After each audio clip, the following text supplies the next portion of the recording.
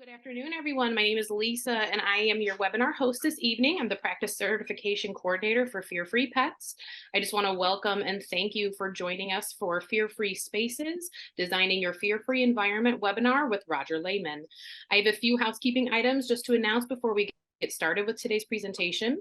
As a reminder, your microphone is muted, so please use your Zoom chat feature for any questions. We may not have time at the end to address many questions, but we will certainly try to answer as many as possible. And a recording of tonight's presentation will be available for all attendees within a few days. Tonight's presentation is brought to you by Fear-Free Pets, where we take the pet out of petrified and put the treat back into treatment. Fear-Free's mission is to alleviate fear, anxiety, and stress in pets by educating the people who care for them. For any pet parent clients that we have tonight, we also have Fear-Free Happy Homes and the Happy Paws podcast. You can follow us on Facebook and Instagram at Fear-Free Pets and at Fear-Free Happy Homes. We're so excited to have Roger join us today, and it looks like you are all too, to share knowledge, tips, and tricks. I'll give a brief introduction about Roger before I pass it over for everybody to get started. All right. So Roger Layman is an award-winning veterinary architect with over 35 years of experience in the design industry. He's found his passion designing beautiful and functional veterinary hospitals and animal shelters, and launched his own firm, RL Architecture, focusing on veterinary architecture in 2019. He is Fear-Free certified and has completed over 100 animal care projects, including new clinics, public and private shelters, specialty hospitals, urgent care facilities, and numerous renovations to improve existing clinics. Roger especially enjoys working through the design process with veterinary professionals and animal care specialists and creating plans to meet the specific needs of each client. He is responsible for all aspects of project design and oversight, from the initial assessment and a conceptual design through construction administration to the opening day. And without further ado, I'm going to turn it over to Roger. I'll be keeping an eye on the chat box, and please feel free to use the question and answer box as well. You'll see my video will go off camera so everyone can focus on Roger and what he's presenting, but I'll be back up when it's time to go ahead and answer questions at the end. Go ahead, Roger. Lisa, thank you so much for that introduction. And yeah, let's just jump right in, because there are a lot of you, and for some of you, it's the middle of the evening, like me, and some of you it's middle of the morning. So we are here today to talk about fear-free spaces, designing your environment. As you well know, there's multiple aspects to a fear-free space and fear-free itself. So our agenda tonight is really focused on the environment and things we can do to affect and improve that environment for you. You all know your challenges, so I hope there's something here that you find and can take away and assist in solving your problem, whatever that might be, or even just learn something new, I hope. And again, let me just say thank you to all those out there who are working on the fear-free agenda and idea. There are ideas here that are not my own. There are so many people that have contributed to this research over the years that I have learned from, and so we're gonna talk about a lot of that tonight. And then I'm going to show you some of the two projects that we have gone through as case studies. But for now, you know, our goal in design and of your environment is to, again, reduce that fear, anxiety, and stress. And so that involves safety and comfort. And we really look closely at the separation of species, cats and dogs and others, whether it's equine or pocket pets or things like that, that really do have some fear around other animals. Lighting and daylight, two of my favorite things to talk about, and how that affects fear-free and the environment that you're working in. Flooring, which I know is everybody's challenge. Lots of design ideas there for flooring. The other thing we do is reducing those stressors for pets. So some of it's environment and some of it is caused by the building itself. So sound control, your color selection, mechanical systems, and odor control. So We're going to focus on those 6 and 7 things tonight through our written presentation. And we're going to do a couple of case studies, 2 projects that I designed in the last couple of years, Humane Society of Charlotte and River's Edge Animal Hospital. With that, I'm going to jump right into separation of species. This starts at the front door and actually even starts out in the parking lot. So if you have an existing building, existing conditions that you can own the parking lot, perhaps there's some things you can do in there to even separate parking for cats and dogs so they don't cross paths. But item number 1, eliminate the waiting room if possible. I will honestly tell you, I have not been able to do that. Nobody has said just eliminate it completely. So I'm not sure how high on the agenda that one really is. Checking in directly to exam rooms, lots of folks are doing that. I know curbside was a big effect for some folks, and I still hear a lot of clients talk about their clients that liked that curbside, and I'm sure that had a great effect on some fear-free strategies and keeping your animals safe and calm. Separate entries, that one's fairly easy to address in a new building. It might be harder in a remodel or even in an inline shopping center situation, but it's not impossible. Might be something we can do for you there. Separate waiting areas. That really doesn't take as much space as you might think it does. It could be a simple little bookcase divider, or even using the front door vestibule. You'll see that as an example for separating species, all the way down to glass dividers at the front desk to keep them separate. Some ideas there.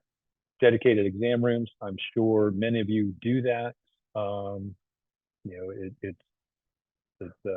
That's a business decision really as well as to how much space you can dedicate to separating exam rooms. Visual barriers, visual appeal, colors, we'll talk about that later. Warm and familiar surfaces, again, those are things we'll get into on down in the presentation. Front porches are very popular. I'm in the South, and we like to be outside as much as we can, 3 seasons pretty easily where I am. So a front porch waiting area, even front porch exam rooms are becoming more popular. Covered drive-through for drop-off if possible. And then, obviously other species and equine considerations that we can as we separate animals in the design process. Lots of things you can do here that many of these need to start early in the design process for us from a design standpoint. The earlier, the better with this.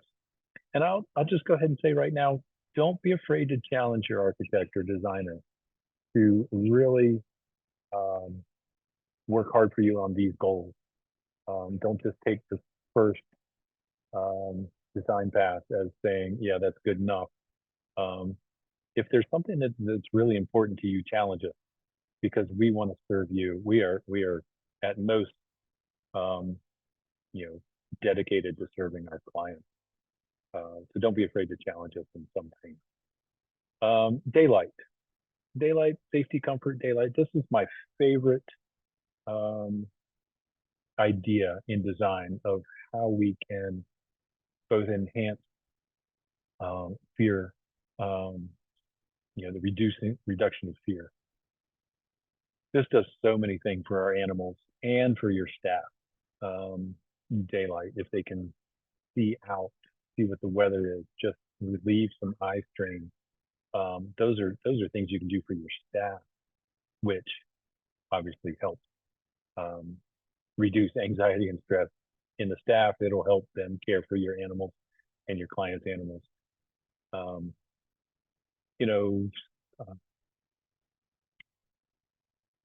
Healthy growth, behavior, connection to the outdoors, regulating circadian rhythms. That might not apply to a general practice, but certainly would to a shelter environment where the animals are living, 2, 3, 4 weeks at a time.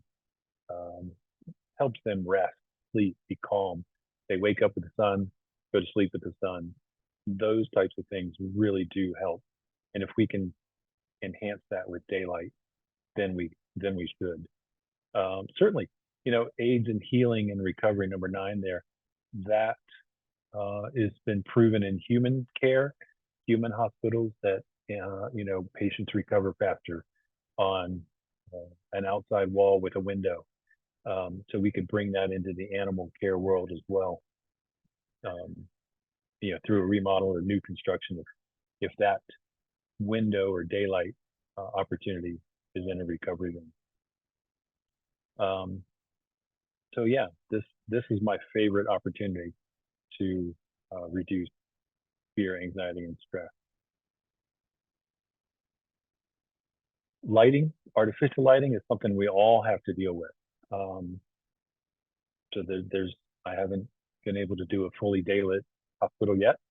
So how we, paying attention to the light fixtures and the type of light, the color of light, the intensity of light, directional lighting, shadows, task lighting, night lighting actually comes into play when you do some overnight boarding. Again, playing to those circadian rhythms that we all deal with. Glare, so many options out there with artificial lighting. The flicker-free LEDs are pretty good at not flickering, and lots of control options there. We like there's a particular light fixture that we like to specify as switchable and dimmable, so we can change the intensity and the color temperature depending on which part of the hospital that light is going in. We like a warmer light for the public area and a cooler light back in the treatment areas, I think, and certainly more intensity in the treatment area. But lighting is something that's certainly an area we need to pay attention to from a fear-free design standpoint. Doing a quick check of time here. Hope I'm not going too fast. Flooring. I hear more talk about flooring and design than anything else. It's one of those things that we all love or hate, but it is a safety issue and fear issue. I think, when you see a dog that can't walk on a floor because it's too slippery, or it's making noise, it's clicky to its paws, then it's, I think that enhances the stress on the animal. But we do have to pay attention to traction and safety. Quick note there, the coefficient of friction, that COF of 0.6 or greater,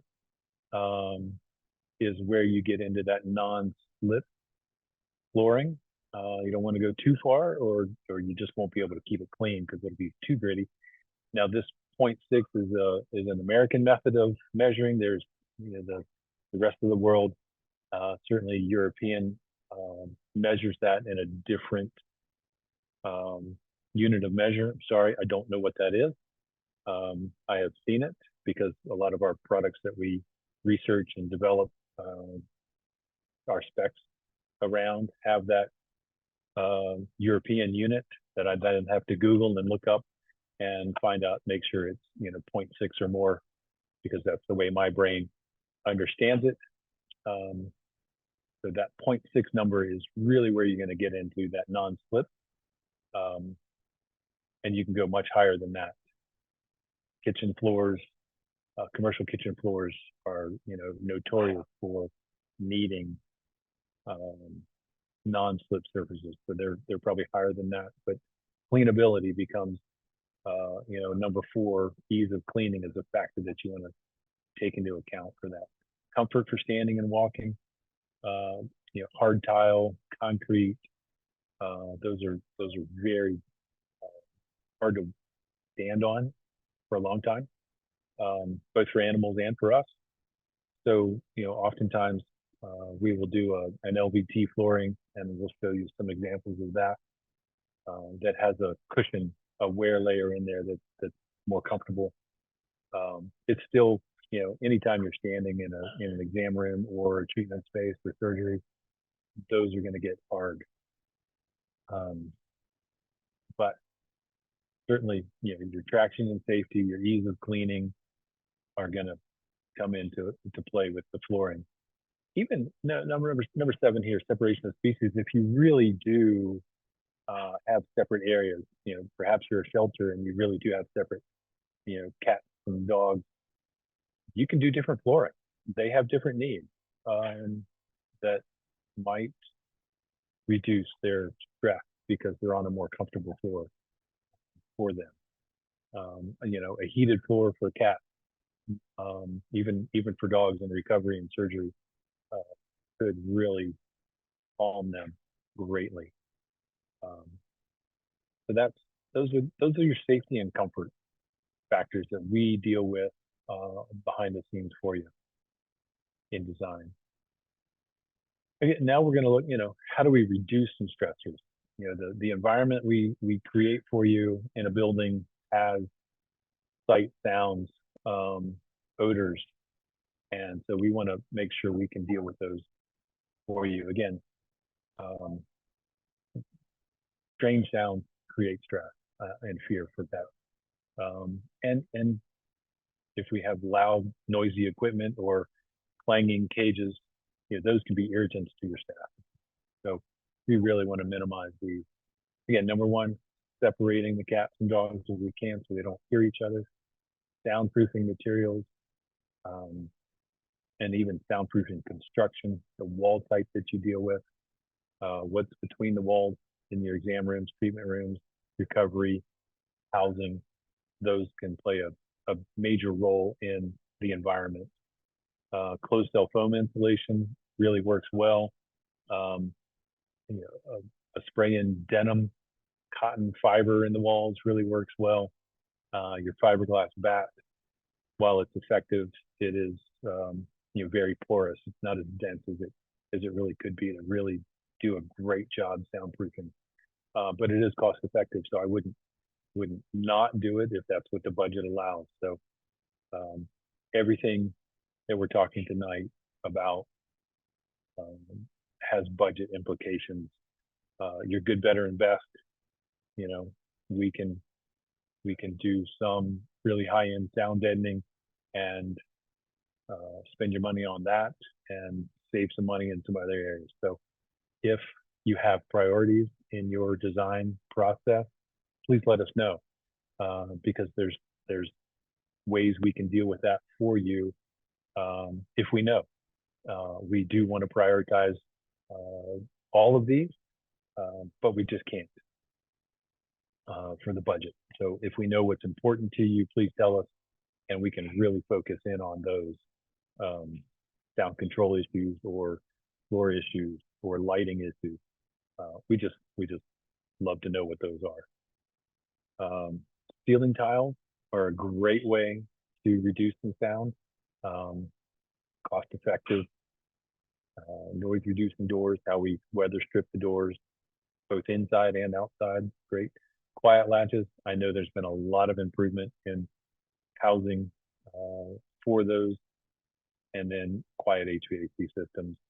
Nothing worse than a squeaky belt on a air conditioning unit to drive an animal crazy or your staff. So sound control is something that we deal with a lot.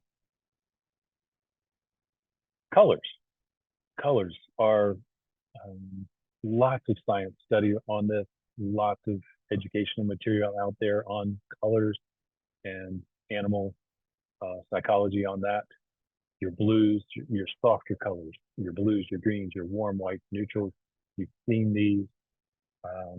These are great colors to work with. We use these a lot. My next slide is this fear-free color palette. It really does work. They're beautiful colors inside. And we use a lot of warm white. I think the examples here that I've got for you tonight from our studio. Really, we use a lot of warm white. It's nice, it's comforting, it's calming. I know we've got a lot of blues, soft blues that we use as well. I think our next two slides, these are just some examples of what we put together for our clients around a fear-free color palette. You see the flooring in the background. That's an LVT flooring, but you know, calm colors, little accent colors, some trim colors. We do like to bring in some color as much as we can. So this is just one example, and here's another one where we've really focused in on this warm white, this alabaster color. It really is a wonderful color. It's very easy to mix with a lot of other colors. You can accent this with almost anything. This alabaster is by far one of my favorite colors to use. Your HVAC system, again, we'll talk about this. This is all about airflow, quiet. You need to get, buy some good air conditioning units, heating units, make sure they're quiet, put them away. Again, there's design strategies that we can use to push these units away from critical areas so that the sound is not right overhead. But your ventilation and airflow, isolation areas, we always ventilate properly. Odor resistant flooring, cleanable flooring, separation of species. Again, that one just does so much for you in a fear-free environment if we can separate the species.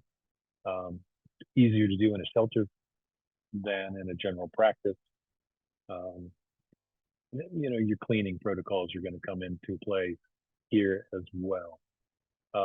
A lot of our new HVAC, the building codes are requiring high volumes of outside air. This is a good thing for the animals and good thing to reduce odors and smells.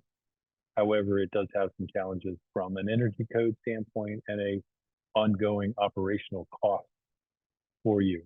So this is we ended up with very sophisticated mechanical systems on your behalf to meet a lot of these dehumidification, odor, and air purification systems. Lots of research went in during COVID on how to sterilize the air. Lots of UV light in our air ducts now. So I really think if there was something good to come out of that experience, we really learned a lot about mechanical systems and how to create a good air in a hospital environment for you. So all that research and time spent and focus and science study has really come down now to the animal hospital, and I really think we are doing much better mechanical system design today than we were 5 years ago. So it's quite nice to see walking into a clinic that's been done recently and it smells good, and they're getting good fresh air in the building. Okay, case studies. Here we go. Some pretty pictures. We're going to get away from the text now and look at 2 projects that we designed in the last few years, really with a goal in mind of fear-free at the forefront of both of those projects. River's Edge there on your screen, about 4,000 square feet, small animal practice. I wanted to hit something pretty small. This is about normal size for us. This was a ground up, brand new building, startup construction, startup practice for this client. And then Humane Society of Charlotte. This is a brand new, about a year old now, 26,000 square foot new animal resource center for them in the city of Charlotte. Just opened and had some site challenges for that we'll go into. But at River's Edge, front elevation, again, it really designed for fear-free does start at the parking lot for us. Where is the entry? Can I get to it? Is there someplace for pet relief along the front of the building because they're going to. So if they are calm and can be relaxed before they come in the door, then we are helping them as best we can. Quick orientation to the floor plan here. We've got about 4,000 square feet again, a vestibule entry for safety and animals passing. It's a single door, so it's glassed in. You'll be able to see who's coming, who's going. Wait if you need to. We've got separate waiting areas here on either side for cats and dogs. Recessed scale here. We'll show a picture of that in a minute. We've got a cat-only exam room, and then 4 others plus a comfort room. We really created, a dog recovery and a cat recovery. Again, separating those animals as much as possible. We put the dental suite behind glass as well to keep that dental machine and those. Nobody likes going to the dentist. I don't like going to the dentist. And those machines, the drills and everything they use, just those high pitches, we can keep that quiet, keep it separated out of treatment space. And everybody in the building, I think, is happier, including the animals. So here's a picture of the front entry in the vestibule.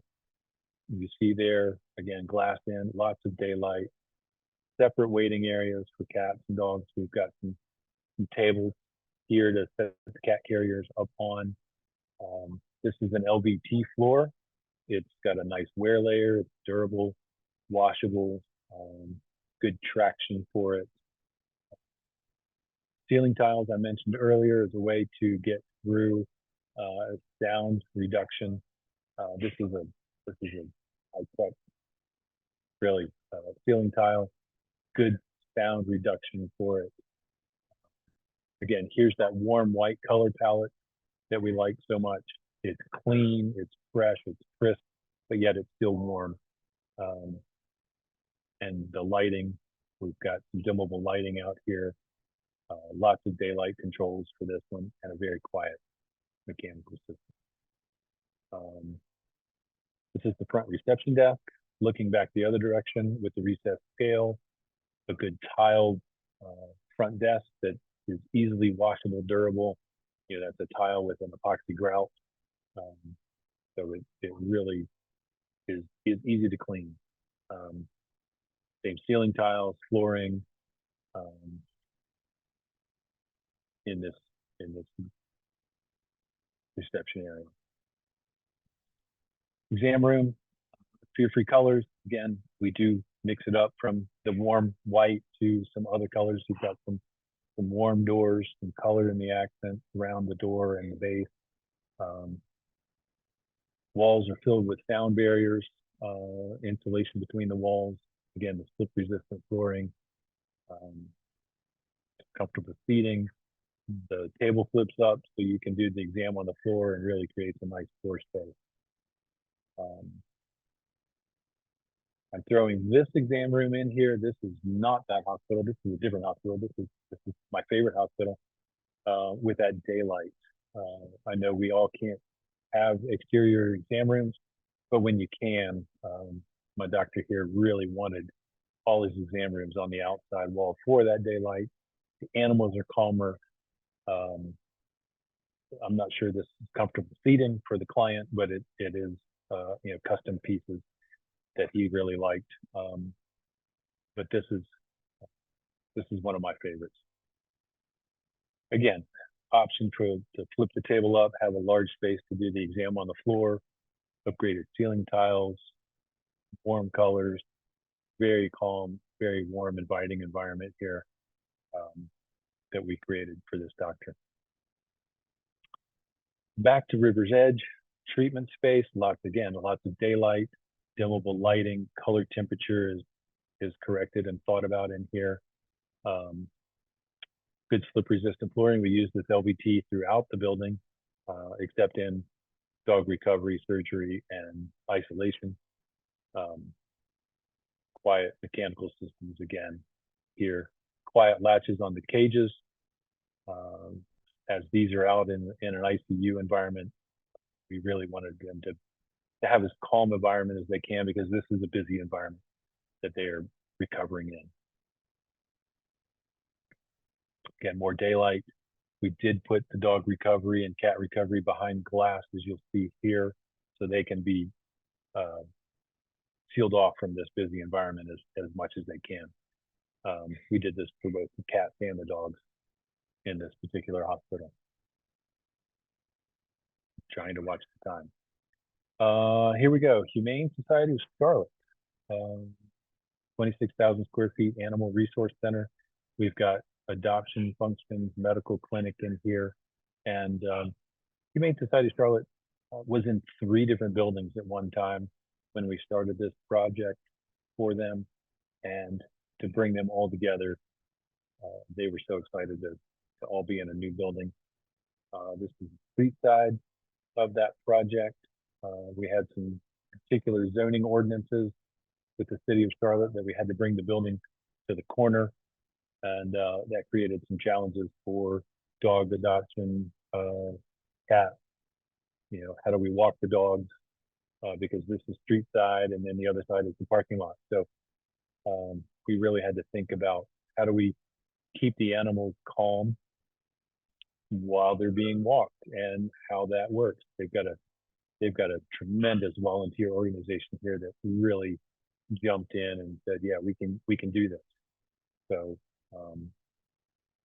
here's the site plan. You can see we're on an industrial area.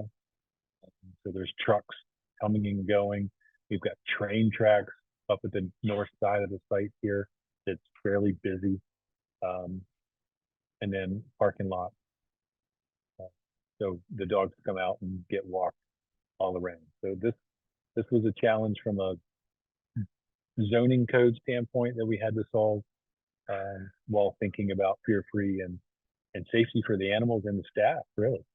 So I think we managed to solve that pretty well. Quick run through the floor plan here. We've got some entry vestibules, covered entries on both sides for the medical clinic and the adoption side. We've got separate waiting areas in the medical clinic. Housing, we had some challenges. I'll go ahead and show you right now. We put cat adoption and dog adoption back to back. There was no way to design this to really keep it separate. So we relied on construction techniques for that to get through that and make that sound, I don't want to say soundproof, but as best we could. It is, you can't hear dogs barking when you're in the cat area. And we use that same wall throughout the building to mitigate sound from education to the clinic and from dogs to the hallway. So that construction really was our friend, because we really had to put these 2 spaces right here on the site. Here's that partition type. We've got a double stud wall with an air gap between it, double layers of sheetrock and insulation all the way up to the deck. The other one we created was a masonry wall, solid masonry filled, solid sheetrock on one side with insulation in that cavity, and then that double stud wall all the way up. And then a third wall type, again, masonry with double studs at top and insulation in there. So there are ways through construction that we can really create sound barriers for you. And again, it has to be a priority to know that we are putting animals of different species back to back in housing. How do we make that so that they're not fearful all the time, or you can't, just can't hear them? Here's a view of the lobby. For that, again, this is a hard tile floor, slip resistant. This is a large space, a very busy space, very active space. So we upgraded our ceiling tiles, seating area, dimmable lighting, lots of daylight here for, you'll see, that run all the way through into the cat adoption area. We put the cats front and center. And it also gave us an opportunity to give them some daylight in this particular housing area.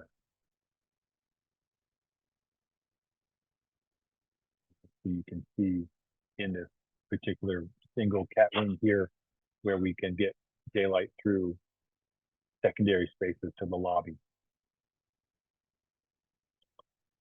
We've got our catio and our free roaming playrooms here. Again, a hard tile floor. These rooms have a hard lid on the ceiling, a gypboard ceiling. So we had to really introduce some other sound absorbing materials here as best we could, up on the walls, up high. And, you know, we've got dimmable lighting. This is another warm white environment. Again, we do like that one. Lots of housing options for the cats here, but the catio is again one of my favorite spaces in this building. Dog housing. Again, you can see the slip resistant epoxy floor here. There's some daylight coming in through this door, through this door. We've got some windows over here. Really upgraded these ceiling tiles. These had to be durable, washable, sound absorbing. But again, I think we created a nice housing environment for this. You see a note here, opening, we've added additional acoustic treatment to these dog rooms. We had to prioritize other things to get the building built and open. And fortunately, at the end of the project, we had some funds left over, and we've come back in and created some sound absorbing panels in the dog housing rooms. This is your medical clinic waiting area, lots of places to separate species. This is an LVT flooring, ceiling tiles.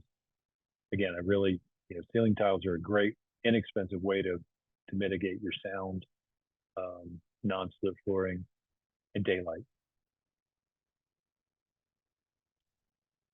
This is the dog adoption area, daylight, a little bit of color here. These may not all be fear-free colors, but they were fun. And these all played into the Humane Society of Charlotte color palette that they had.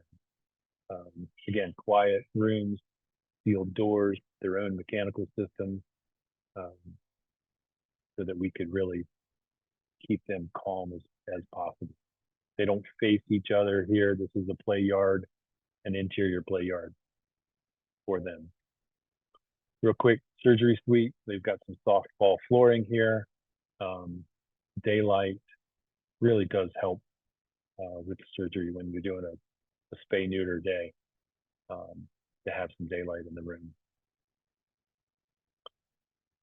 So in conclusion, thank you for your time today. Our goal, there are lots of options for you to create an environment that reduces fear, anxiety, and stress. It does need to start early. If you have challenges or concerns, please tell your designer, your architect early so that we can really get into those for you and prioritize those. Starts at the parking lot to the front desk, all the way through recovery, floor planning, site planning. Spend a lot of time planning, thinking about how you can best separate your species. And if you can't, then challenge your architect designer to create the construction that will create good sound barriers for them. Housing, providing adequate space, lighting, daylighting. Again, daylighting is my favorite thing to do as best we can, and then pay attention to your mechanical system so that you get good air and odor control there for them. That is my presentation. Here we have your actual certifications here. These are on the Fear Free website. These are design checklists for you. There's some mandatory and some optional ones here. I like to do as many optional ones as we can, and we've talked about a lot of those, so I'm not going to get into those. But those are on the website. You can find those. There's a link to it.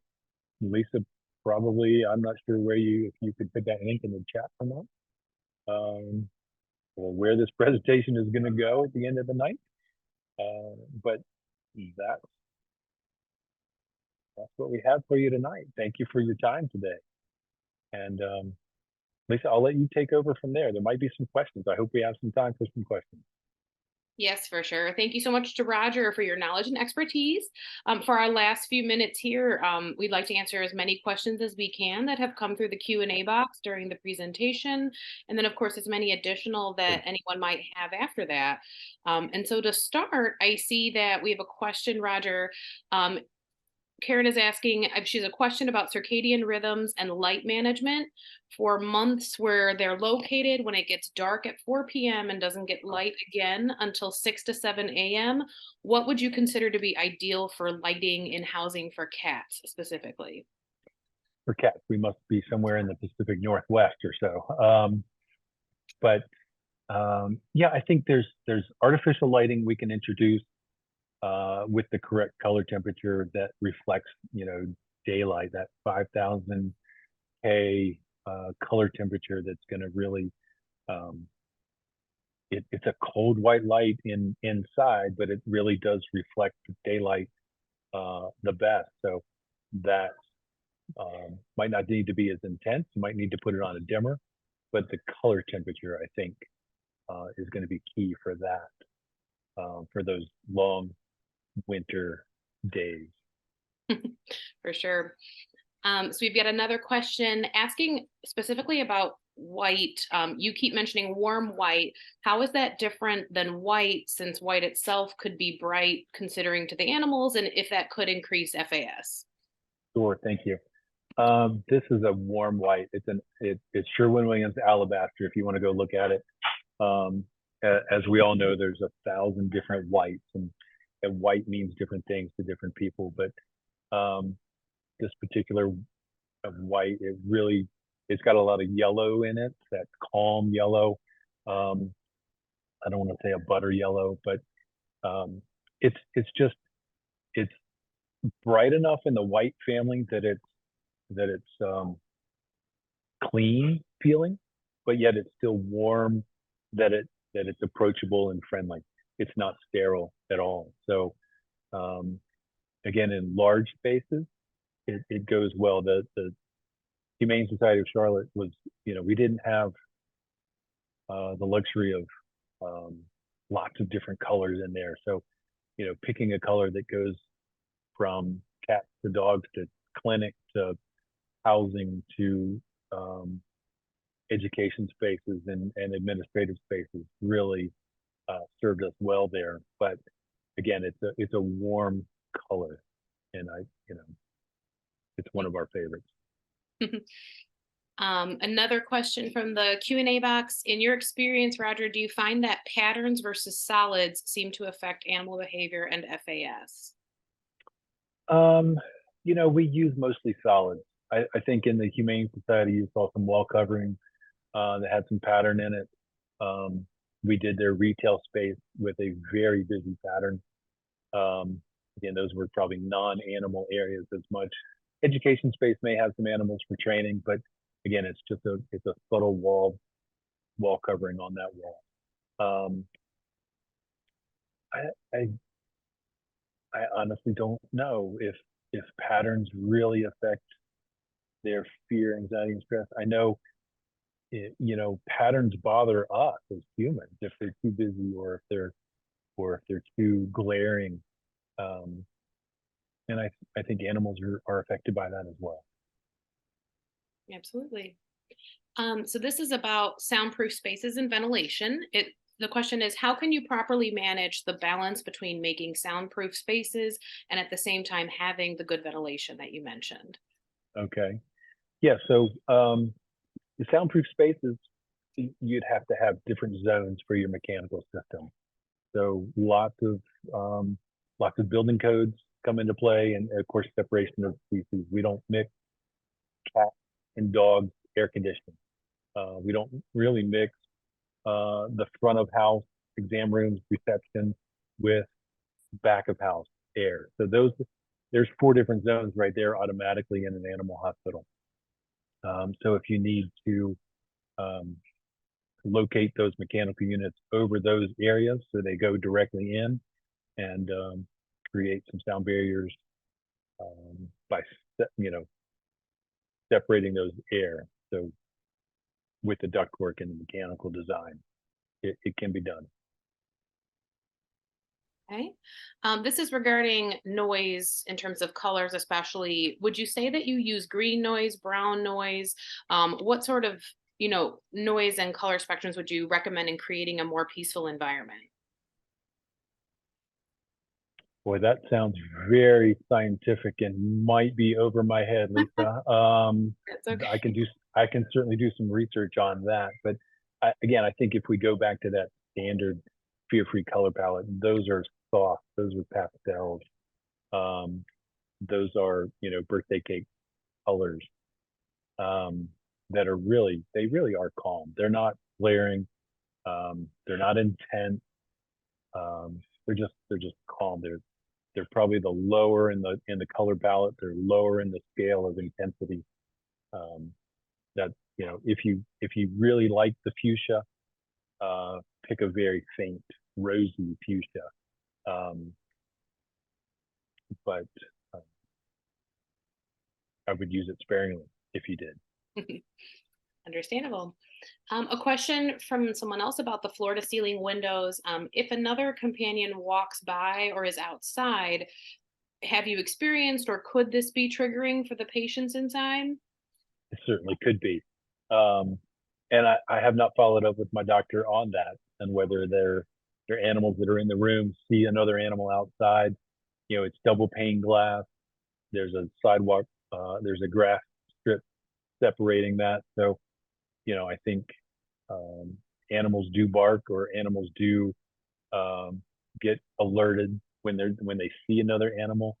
Um, Hopefully that animal doesn't stop and stare and bark back.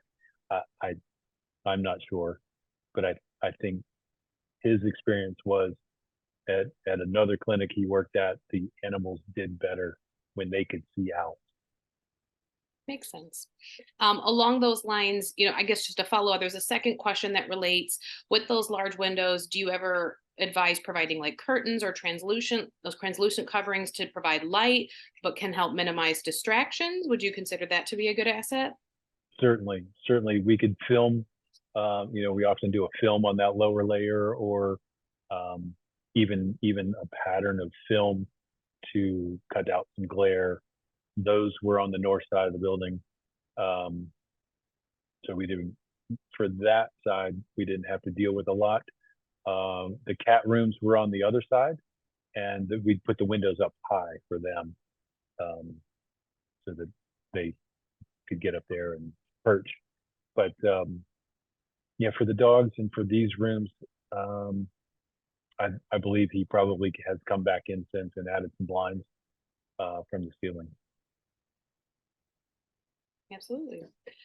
So another question more about eco-friendly design possibilities. Okay.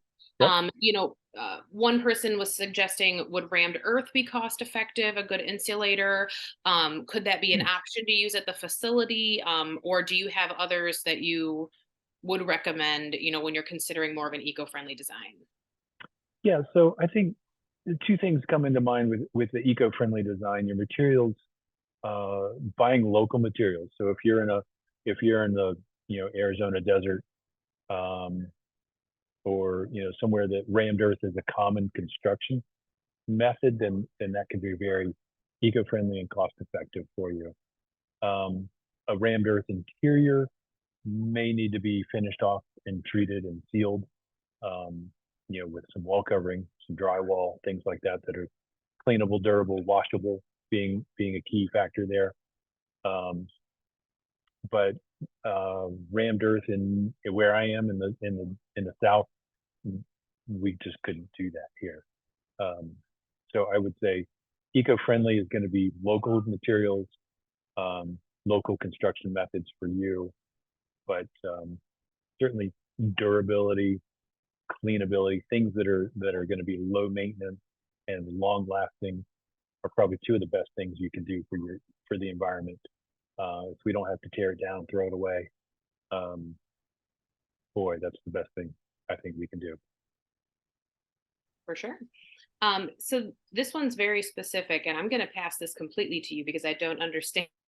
Someone knows what they're talking about.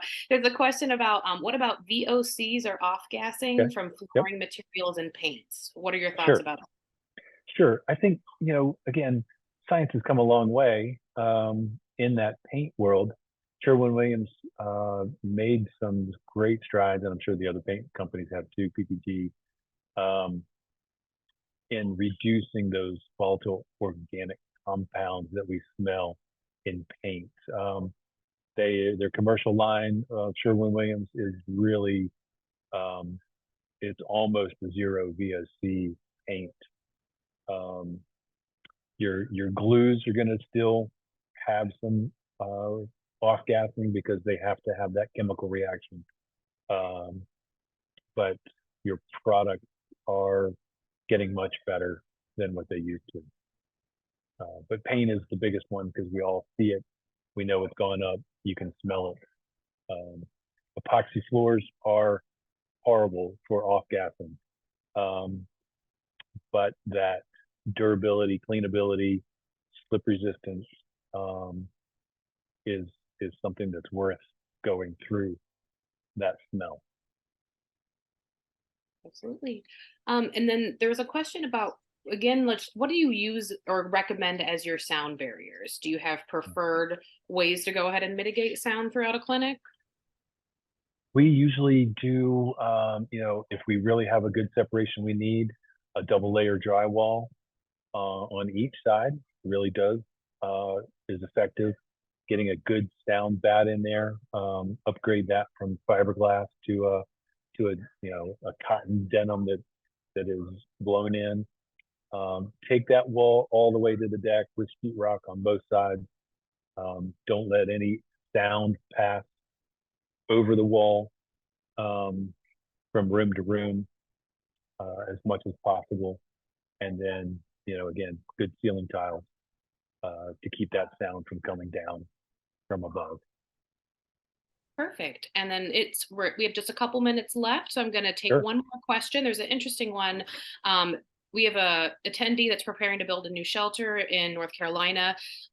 They're interested in geothermal heat, cooling, and solar panels. What would you recommend? Do you have experience with that? And is that something for others to consider as well? Sure. I'm in North Carolina, so geothermal is a good option.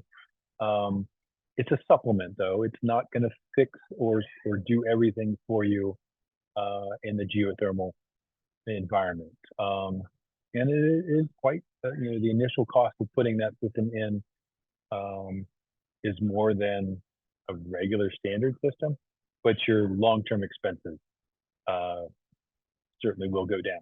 Your monthly utility bill, if you can afford to that initial cost. Solar panels, we've done a lot of solar installations on both general practice, uh, previous projects, banks, restaurants. So we have quite a bit of experience with solar panels. It's a great supplement.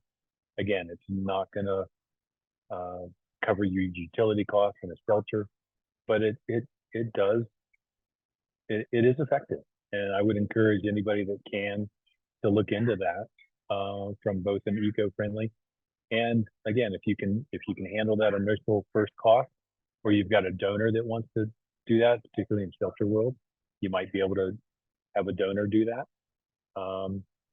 Those are great supplements that again we need to know early in design so we can plan for it.